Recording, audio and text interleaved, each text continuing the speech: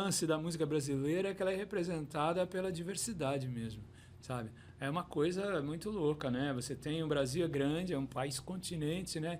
E você tem música nos 4 cantos do Brasil completamente diferentes, tal. Eu acho muito interessante aquela coisa da guitarrada que fazem no Pará, por exemplo, muito legal, sabe? Mesmo as coisas que são consideradas mais bregas, tipo a Joelma, tal, eu paro para ouvir, né? Inclusive, eu achei um artigo que eu escrevi há pouco tempo sobre o Chimbinha, né? Que o título do artigo era uma coisa mais ou menos assim, que é um grande músico que se perdeu pelo caráter, né? Legal, belo nome. Um grande... Eu nunca mais ouvi falar, ele está nativo ainda? Ele está no ostracismo, né? Inclusive está sendo perseguido pela justiça com um monte de dívida e tal. Mas agora, você ouviu os discos daquela banda deles, qual é o nome mesmo? Calypso? Não, da Calypso. E eu vi alguns discos que ele gravou solo, ele tem discos instrumentais. O cara é um grande guitarrista. Sério? Eu não ouvi. É um grande guitarrista, ouça. Tem aquele outro menino lá também, que é o homônimo do... eu não lembro o nome agora. Que é filho de um outro guitarrista lá do Pará, também é excelente. Você tem muita coisa. Você tem no Sul, por exemplo... Legal. Hã? Não, fala aí. Eu ouço as coisas mais estapafúrdias. Não, é legal você falar e fazer isso, de procurar, né? Por exemplo, a cultura do Pará, que está bem distante da gente. Porque foi uma coisa que eu aprendi no Torto, por exemplo, eu curtia mais música gringa, né? E no Torto eu aprendi a curtir música brasileira, MPB, porque era predominante ali, era música brasileira, né? Não, você tem, por exemplo, aí eu falei do Pará. Você tem no Sul, cara, o Vitor Ramil, por exemplo. O Vitor Ramil é um compositor maravilhoso, cara. Se você for pedir para escolher 10 compositores brasileiros, assim, ele é um deles, sabe? Assim, ele é maravilhoso. Ele é irmão do Cleiton Cledir. Ah, já ouvi falar nele. E também são sim, ótimos, O Vitor Ramil já é um cara mais velho, um cara que regula comigo de idade. Os filhos dele estão fazendo música agora, né? Você tem a Turma de São Paulo, o pessoal da vanguarda paulistana, os Racionais MCs, o Rappin' Hood, todas essas coisas eu ouço, gosto, sabe? Assim, mas você percebe que você tem um outro espectro na frente, né? Que é diferente, aquela música do Chico Buarque, do Caetano Veloso, do Gilberto Gil, do Lobo, Paulinho da Viola e tal. Isso é uma coisa que ficou meio congelada num tempo genial, num tempo maravilhoso. Mas assim...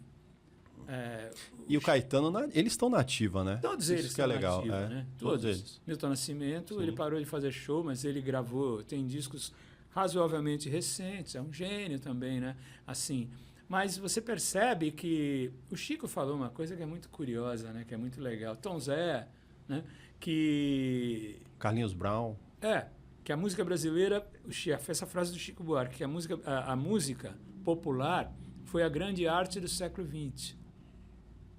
A ópera teria sido a grande arte do século XIX, né? Da música popular, né? Que chega na população. Sim. A música popular teria sido a grande arte do século XX. Cole Porter, os irmãos Gershwin, essa música brasileira maravilhosa, a bossa nova, Tom Jobim, etc. E no século XXI vai surgir alguma coisa que a gente não sabe ainda o que é, né? A gente ainda está no ano 24. Né? Você imagina, quando a gente pensa em 1924, é uma coisa remota, distante, né? O século começa a explodir, a ter uma cara, uma definição nos seus meados lá, né? Então, vamos ver. Mas já aparece uma diferença. Você já percebe uma grande influência dos pads eletrônicos, da música processada, que eu acho demais também. Eu acho esse menino, esse DJ aí que lançou um disco agora, a minha memória, cara, a gente vai ficando velho, é complicado. Esse DJ brasileiro, o mais famoso de todos. Sei, peraí. Alok, Eu acho ele demais, cara. Eu ouço os discos dele, eu acho muito... As gravações que eles não lançam discos, né? Lança singles e tal, né? Eu acho ele muito bom. Até ia falar isso, sobre o streaming. Agora é tudo no streaming, né? Porque antes, quando era o CD, vou voltar pro CD, nem pro disco, muitos artistas, compositores, reclamavam das gravadoras, né? Essa coisa do... Todo mundo com saudades das gravadoras. Exato, era isso que eu ia falar, né? Agora no streaming, como é que você vê essa... Não, o que acontece é o seguinte, Esse processo é mundial também e se deu em várias áreas, se não em todas, que é o processo da terceirização. Os grandes empresários, as grandes corporações se responsabilizam cada vez por menos coisa, sabe? Né? Você, Matheus, faz um podcast aqui, mas quem te contrata para fazer o podcast, sabe? O estúdio é terceirizado, não sei o que é terceirizado, por aí vai. Não existe mais um lugar onde você chega e está tudo resolvido ali. A gravadora era isso, né? Hoje em dia, o cara negocia com uma grande major lá, com uma gravadora que vai distribuir seu disco, você lança um disco. Ela vai dar Trattori, por exemplo. Eu vou lá e pago, eles distribuem meu disco. Aí eu vou num estúdio, pago o estúdio para gravar o disco. Eu contrato os músicos para fazer, contrato um produtor, entendeu?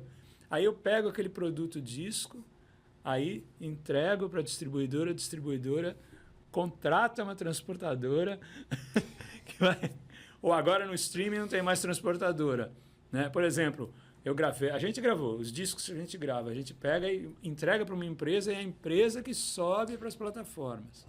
A distribuidora, né? Mas alegam falta de transparência na hora de distribuir, né? Isso é um problema eterno, né? Esse problema é eterno. Hoje em dia é como a urna eletrônica, que os fascistas aí diziam que era...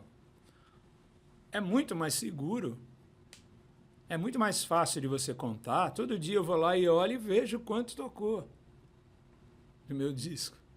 Todo dia, é um hábito que eu tenho. Eu abro e vou olhar ali. No Isso é pouquinho. For Artist, né? No Spotify, nas plataformas tem lá quanto toca. E é curioso, porque você vê, o Gilberto Gil aparece no programa do Bial, por exemplo, ou em qualquer outro programa famoso. Você marca antes dele aparecer a quantidade de audições que tem ali, depois sobe, dispara, sabe? É muito doido, né? Então, tem que botar divulgação, tem que botar grana, tem que, sabe? O artista tem que fazer show. Eu percebo isso quando eu toco, minha audiência sobe lá no Spotify.